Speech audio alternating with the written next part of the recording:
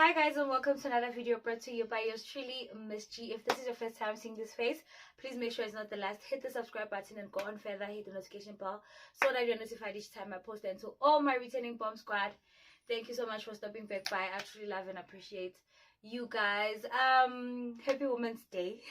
First of all, let's start there. Happy Women's Day. It is our month. It is a month of all the gorgeous girls. I am with my friend here, my friends from forever, my friend of 10 years. So this is my friend of forever, right? I think she should introduce herself, and I will not do the introduction for you, girl. You better introduce yourself. Hi guys, guys, I am here. Just First time being here. First time ever. Anyway, Is first it? time anyway. Is it? First time anyway. Oh, there's an attempted video, a failed video. We uploaded it, but it didn't happen. So anyway, Guys, hi, Kanye Sile. Yeah, the forever friend, the annoying forever friend. the annoying forever friend. Truth. Guys, today is Women's Day. So we just came back from church. We had a really wonderful service. It was like spiritually uplifting. I'm sure you guys also have been to your Services. your services, yeah, sermons and whatever the case. However, today I decided to do something different. I have asked few of my friends and few of her friends to tell us about their favorite woman in the Bible, right? So they have sent their voice notes. But now, before we get to their voice notes, I want us, my friend, to talk about our favorite woman in the Bible. It can be like anybody in the Bible, okay? Any woman in the Bible, rather. However, you don't have to necessarily like, you know, or be your fave. But maybe you relate to at this point in your life. Yeah. Yeah, you relate to in this point in your life. So, do you want to start? No, you go first, like niggas, please. Oh, we guest la. You are a guest and okay, so I will start. It's fine. So for me now, at this point in my life, I am relating more to the woman at the well. Ne? No, you can't do Yeah. that to me. No, I told you to start. I told you to start. No.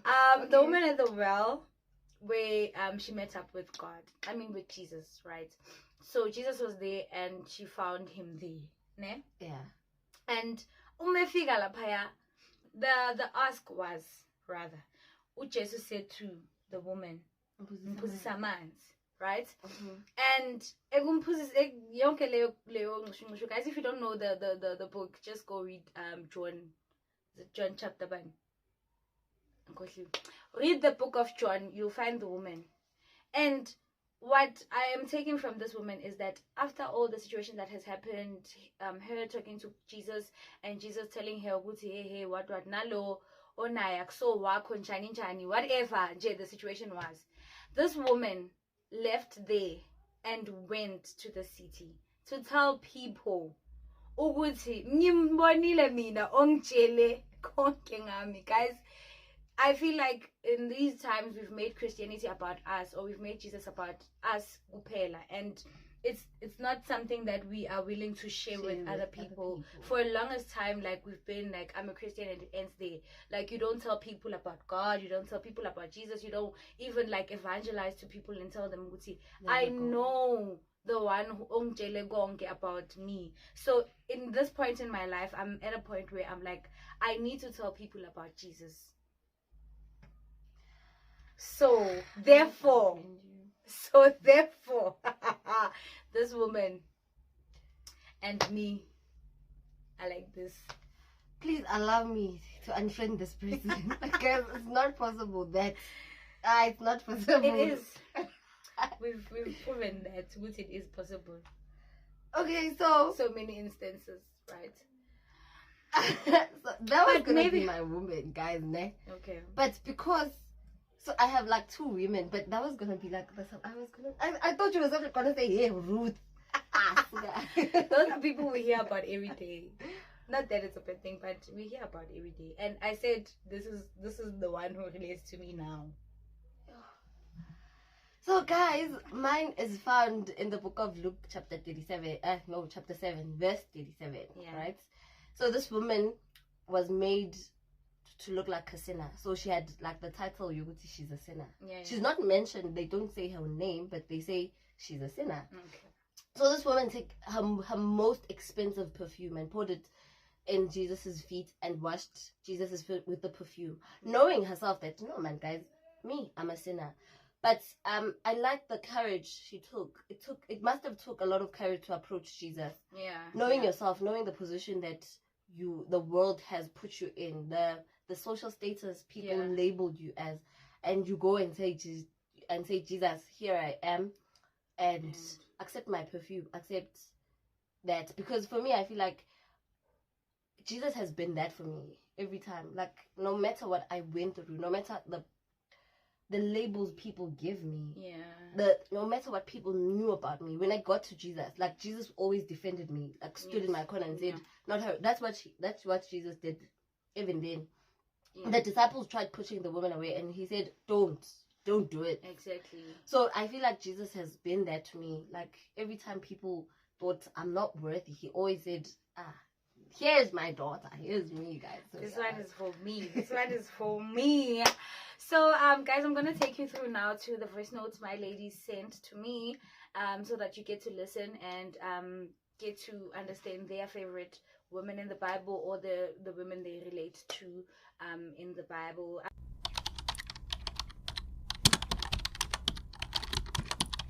Hi, I hope you're good. I think I'd go for Deborah because of the role that she played. She was a significant woman. She played a significant part because she was the first woman to take over as a judge, and that's a huge thing. It shows how powerful women are and how women can break barriers. They can break through things. So yeah, I think I'd go for her because what I like the most is that she was prepared in the secret place, and this encourages me as well to say that nothing is impossible as long as my faith is in the Lord and I continue to serve the Lord, and in everything I do, I'm prepared in the secret place.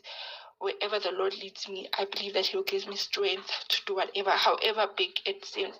Because with Deborah, she overlooked the fact that she's a woman. You know how women were taken in the olden days, but she overlooked that, and I just have to say this one. I also really love Dorcas because her story just reminds me every day, Uguti, if I were to die today and there was a prophet or someone who would be able to wake me up, what would the people say, Uguti, I should wake up for? Because then people said you have to wake her up because of the impact that she did. So this thing always reminds me, Uguti, Mina, what is my impact? Why would I want to be waken up? Like, what would be the reason for people to want me waiting for me? So it just encourages me. So yeah, it's different perspectives, but I really like both of them. So yeah, but also I like all the women in the Bible, but since I have to choose, yeah, it has to be Deborah and Dorcas.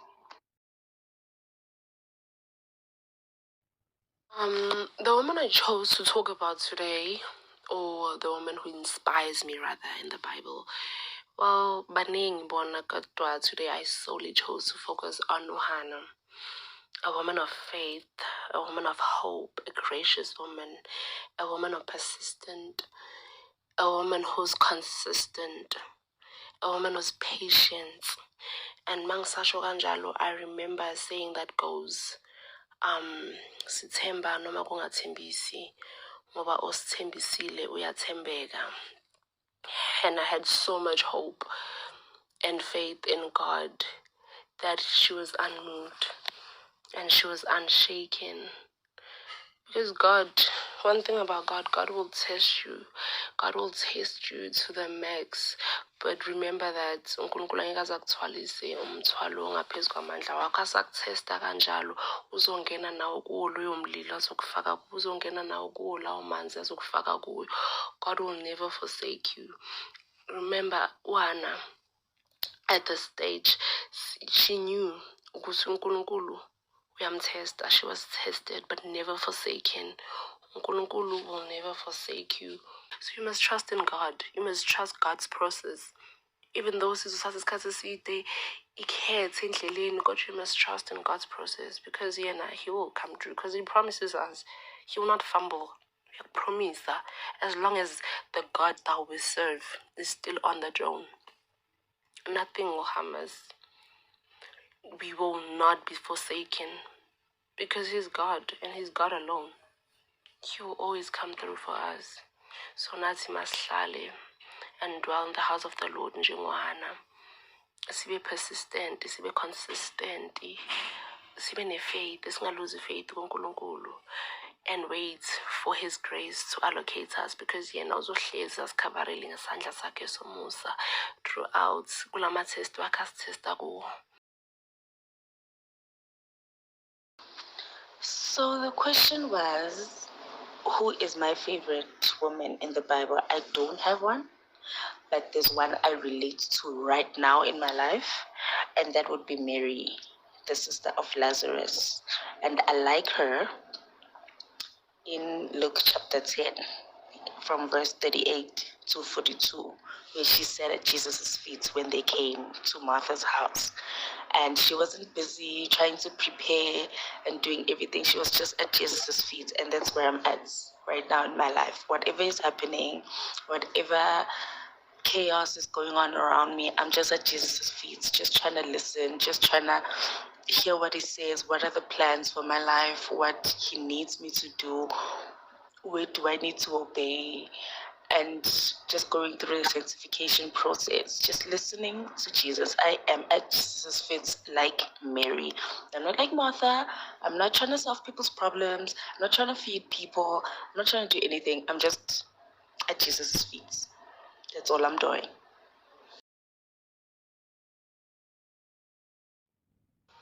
I think for me, Sarah would be my favorite woman in the Bible, because of her level of faith. It is just impeccable, and her level of strength, or show of strength, with the situation that she was faced with, it's just amazing. To have stayed by the side of her husband, regardless of what, or of her reality, or that of which she was facing, she chose to believe and trust that of which Abraham is telling her, that the angel of the Lord had told her. We know that in the time that we live in, if you're a married woman and the main thing is for you to grow a family, and if you can't do that, you're incapable of doing that, that is regarded as some sort of disgrace or shame. But for her to stay the course and to stay with her husband, it is just amazing. Her patience. It's one of the ladies that I if I want to learn about patience or endurance, I look to in the Bible to see if she could stay in a situation like this. What I am facing is just something mere. She's very strong. She's very fierce on her faith. She stood on her faith, and she is very, very brave also to have done something like that. I think, yeah. So there you have it. You've heard from our gorgeous girls. They've spoken about their favorite women in the Bible, and we've also spoken about our favorite women in the Bible. And I would love to thank all the ladies who sent through their voice notes. Thank you so much, guys. I know you guys watch my videos. Thank you so much. I love you so much. I love you so much. Thank you so much, guys. So moving to the next item on the list. The big item on the list. The big item on the list, guys. Me and my friend Ukanyisile, we are starting. We found it. We we found are it. founding. We just how do I put this? Hey, God gave us a Eh, mandate. Yeah, there's a mandate. There So, is. yeah, there's a race, guys. There's a race. So we are starting an organization, a Christian organization that is A community of a sisterhood community. community. Christian sisterhood community. It's a Christian sisterhood community. So briefly, what we are doing now is that we are creating a space where we can gather as young Christian women, right? And have like our gatherings where we are able to share together like the word and share our experiences as well, and also help each other where we can, right? So yeah, I think you can add. So basically, what it is not, or what it is Christian, not just any friendship, like people who are set apart to fulfill the purpose of God. Yeah. We are not saying we are perfect. We are not saying true. Important. we are important, but we are saying you will come as you are, and you'll get accepted as you are, and we will walk the journey of Christianity together. We know it's not easy with the temptations and everything that is, but guys, it's doable. It's with people to carry you, because when two or more are gathered in his name, he's there in their midst. So like that's what we are trying to achieve. Be there in his midst. Do not be left outside because of you feel like you are not worthy to be it, because a lot is going on, right? So I think that's the explanation really. But our gatherings won't always be like about, you know, preaching, crying and preaching, right? But we will have opportunities to like empower ourselves. Like we can talk business, we can talk academics, we can talk corporate, we can talk finances. You know, it's an organization that is like that, right? So as a Christian woman, how do you empower yourself, or how do you get empowered? And we will empower you as well with the equipment or the resources that we'll be gathering. You understand, Amosne? That will be gathering. It's not only going to be like me and her talking all the time, nani. No, it's not. We are trying by all means for it not to seem like it's ours. Yeah, but it's ours. But the mandate is to push a holistic woman of God, or a holistic young woman of God, right? So the name, the name of our organization is called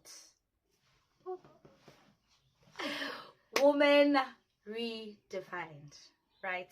Woman Redefined. So our slogan is we are set apart. It's just set apart for his purpose. Would you want to like elaborate on that? Oh yes, I've been talking. Yes, so we are set apart for his purpose, meaning that so when you read the books leading Paul's gospel, or Paul's letters to the churches, he keeps saying that these words appear a lot: set apart for his purpose, set apart for his purpose. So that's what we are trying to say, that we need to be a generation that is a Christian generation that is set apart from everything else. Set apart from, set apart for, set apart to. You see? So that's what we're trying to achieve, that we will be set apart for his purpose, do everything. Like, according to the word, you need to know what you are set apart for, what you are set apart from, and what you are set apart to do. Yes. So that's what we are trying to achieve, basically. Yeah, and also how to like conduct yourself as like a young Christian woman in like your workspace, in like your school, your wherever you are, basically, so that the glory at the end of the day goes back to him. You know, because in as much as we can tell you, Uguti, go establish yourself. Now I'm a paper apply. Nan. When you get there, you need to represent God. Because you must never ever uhlaze ivangeli, right? So that's what we're trying to establish. As young as we are, may we understand how God expects us to conduct ourselves in speech, in action, and how we interact with people as well, right? So let's read the book. It's very, very, very interesting in your version. We're going to read Proverbs 31 verse 30. Charm and grace are deceptive and superficial. Beauty is vain. But a woman who fears the Lord, reverently worshipping, obeying, serving, and trusting Him with all filled respect, she shall be praised. Hallelujah. Let the church say amen. So we are trying to build a woman who shall be praised. Yeah, understand that? That's what we are basically all about as women redefined. Right. So guys, more information will be posted on our page. Please do follow our page on Instagram. It is women_redefined. We will be having events where we gather together. We are still planning our first event, and hopefully you will come in numbers. You come in big numbers, so that we create the sisterhood. And Satan as would sesikhona, he cannot claim us, sesila, and we are doing it for God and for Him alone, for His glory alone. So I think for my side, that's all. I'd like to add that please come with your flaws. Yeah. Please come with your flaws. Yeah. Come look pretty, but please expect people who are flawed. We are expecting people who, we do not expect perfect people. Yeah. We are not coming to us. If you come, or when you come, you are not coming to us. You are coming to God. Exactly. And you will come as you are, and He's expecting you to come as you are. You are. Women redefined. We are redefining woman. We are redefining ourselves. We are not perfect. Together with us as well, because we are not perfect. We have our flaws. We have our flaws. Exactly. We have our flaws. So that's what we're trying to erase. Yes, we've done it, but this is our new chapter now. Yeah, but this is our new chapter, and we are redefining this, and we are being redefined by God. Nobody else. Because we can't cleanse ourselves, really. You cannot be holy.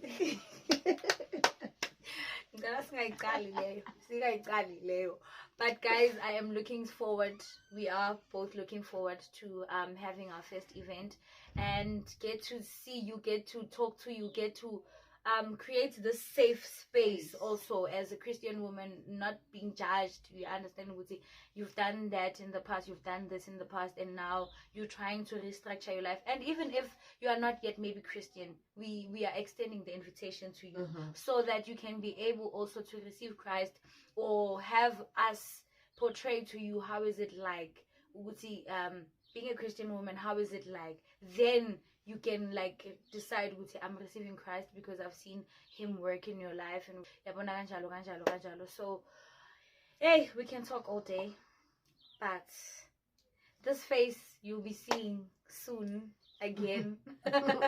You'll be seeing soon again. For now, guys, thank you so much for watching up to this far. I hope you had a wonderful Women's Day. If you have not yet subscribed, please subscribe, like the video, share with your friends and family. Please do let them know about Women Redefined. We'll be active in our socials. We'll try to be as active as possible, and then and then so guys, for now I'm gonna leave you here. I'll see you on my next video. Bye.